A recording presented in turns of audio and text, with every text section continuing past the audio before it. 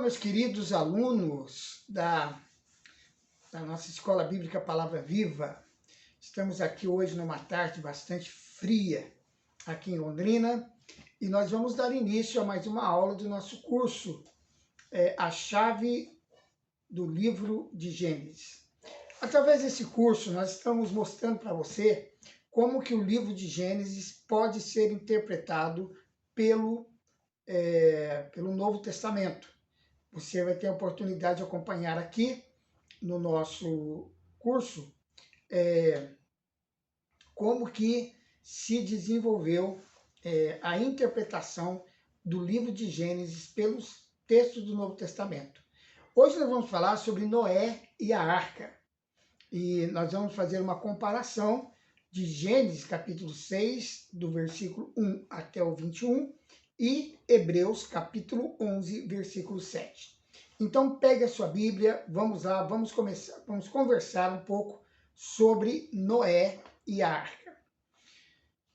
Bom, o povo em geral, as pessoas em geral, quando elas pensam em Noé, logo vão se lembrar do grande navio e também dos animais que entraram na arca. Sempre quando nós falamos da Arca de Noé, a gente se lembra, né, desse barco enorme, gigante, e dos animais que foram entrando dentro da arca na medida em que Deus os enviou para que entrassem na arca e a arca fosse fechada pelo próprio Deus e aí então viesse o dilúvio. O Novo Testamento, porém, ele não se preocupa com os animais, mas tira lições sérias e espirituais de Noé e a arca. Ou seja, no Novo Testamento não se fala muito dos animais, aliás, praticamente nada. A preocupação dos escritores do Novo Testamento é tirar grandes lições espirituais da vida de Noé e da construção e da utilização da arca. Então, isso significa que tanto a vida de Noé quanto o que aconteceu dentro daquela arca são lições, né? São ensinamentos muito importantes para nós hoje. Primeiramente, eu quero colocar para você o seguinte, que os dias de Noé são comparados aos dias que precedem a vinda de Cristo. Então, essa é uma das grandes importâncias de Noé e da arca para nós hoje. Porque os dias de Noé são comparados aos dias que antecedem a segunda vinda de Cristo. Ele mesmo disse, né, o próprio Jesus, em Lucas capítulo 17, versículo 26, assim como foi nos dias de Noé, será também nos dias do Filho do Homem. Lucas capítulo 17, versículo 26. Então, os dias de Noé foram dias quando o povo foi advertido pelo próprio Noé de um julgamento vindouro. Noé estava pregando para o povo daquela época que chegaria o tempo em que Deus iria julgar o pecado da humanidade, né, daquela geração.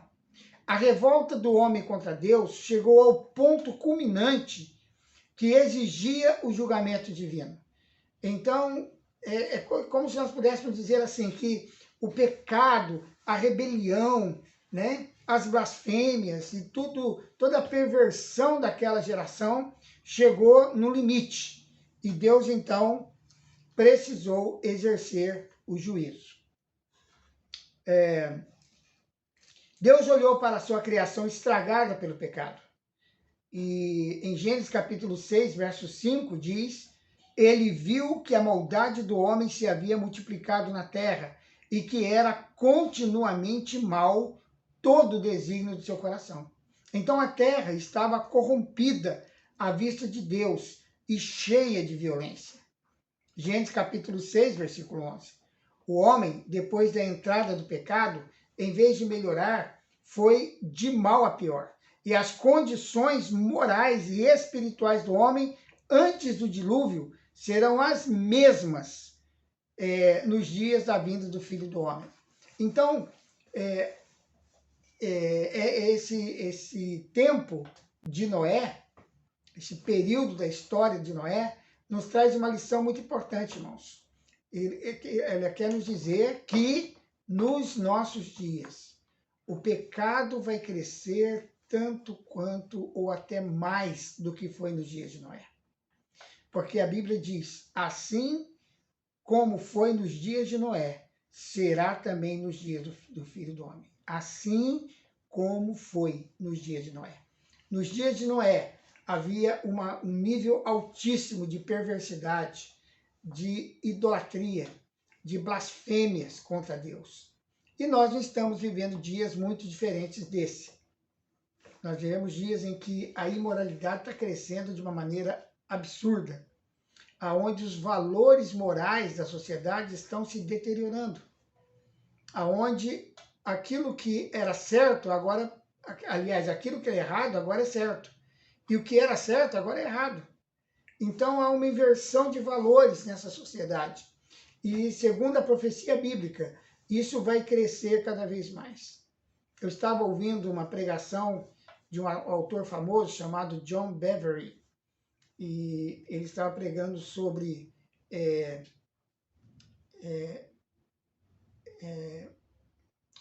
bom ou é de Deus?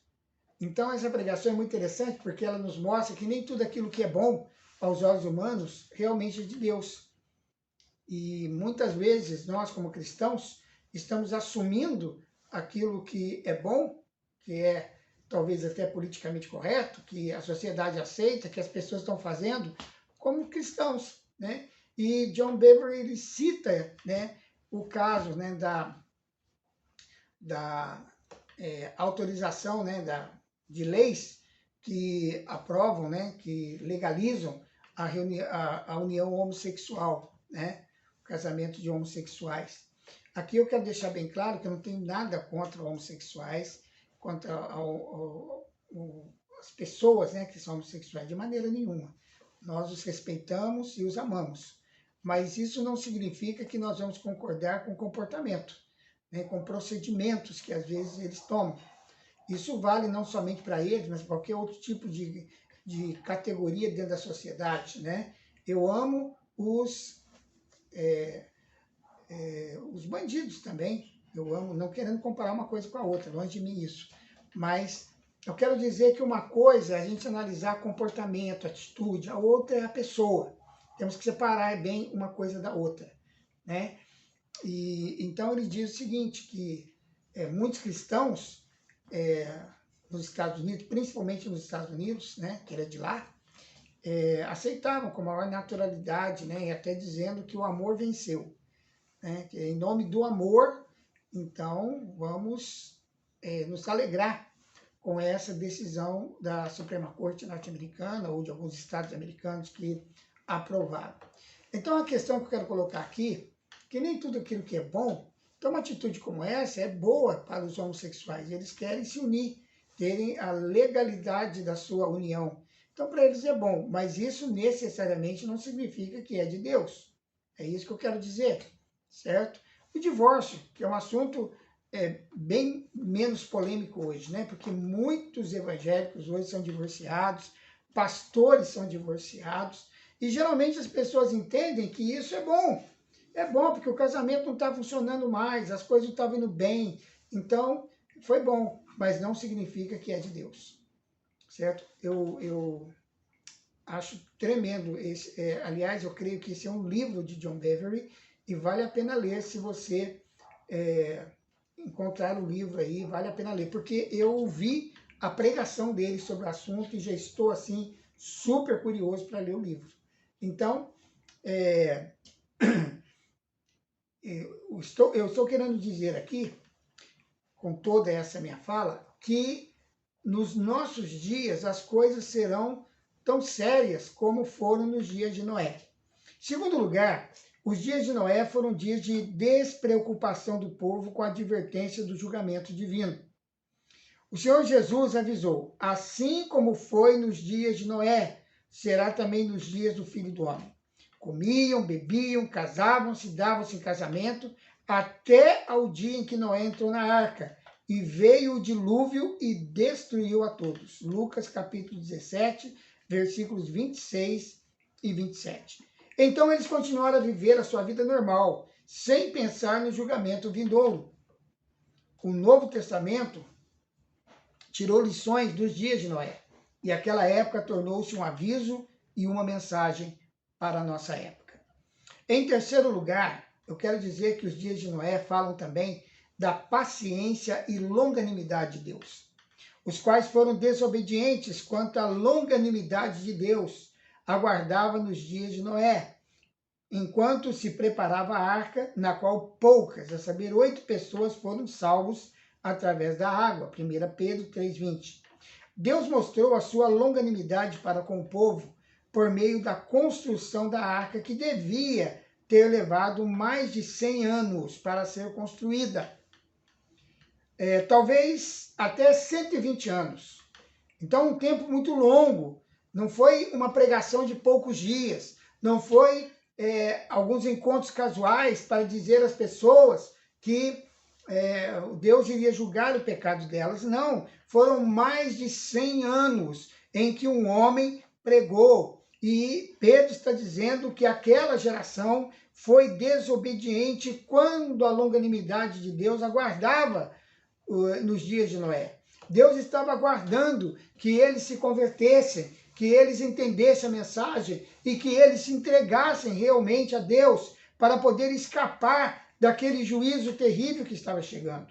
Houve oportunidade para o povo se arrepender durante esse tempo, como também na época da graça de Deus, né? A sua longanimidade está sendo manifestada na época atual. Amado, Jesus ainda não voltou. Ainda há tempo para se arrepender. Há tempo de abandonar essa vida torta, essa vida errada, essa vida sem Deus. Abrir o coração, entregar a vida para Jesus, reconhecendo a sua real condição de um homem ou uma mulher pecadores. Então, você pode entregar a sua vida para Jesus hoje, se você ainda não fez isso.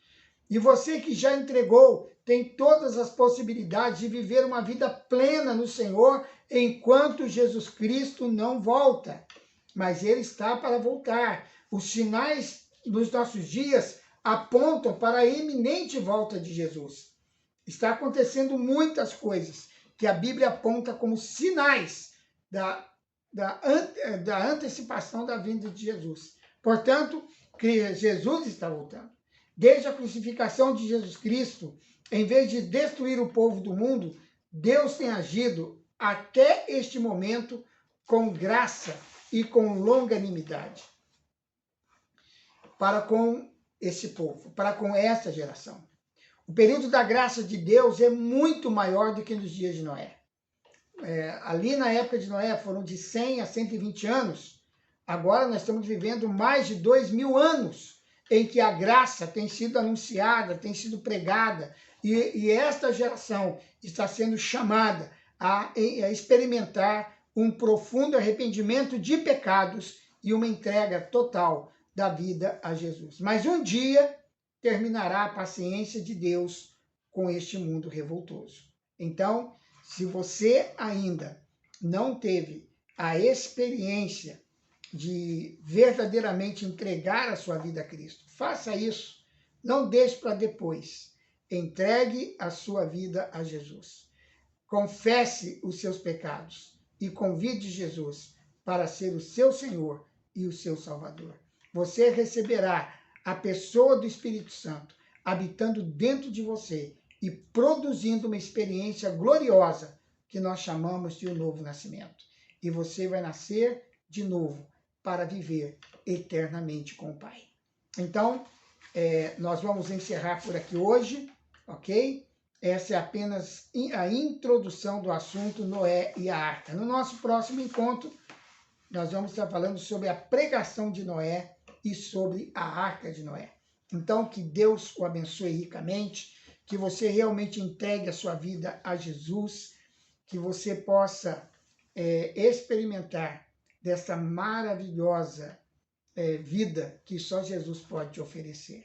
Jesus é a sua arca. Entre nele e experimente a vida eterna com o Senhor. Eu quero desafiar você que gostou desse vídeo a dar um like, curtir o nosso vídeo, compartilhar com seus amigos nas redes sociais, dar o seu a sua opinião, fazer o seu comentário aí também. Pode fazer o seu comentário, que nós vamos ler. Se for o caso, vamos responder o seu comentário. E também você pode inscrever-se no nosso canal. Eu quero agradecer a todos que já inscreveram e quero convidar você também a se inscrever no nosso canal e fazer parte dessa comunidade de alunos da Escola Bíblica Palavra Viva. Um forte abraço, que Deus abençoe e até o nosso próximo encontro aqui na Escola Bíblica Palavra Viva com o nosso curso A Chave para o Livro de Gênesis.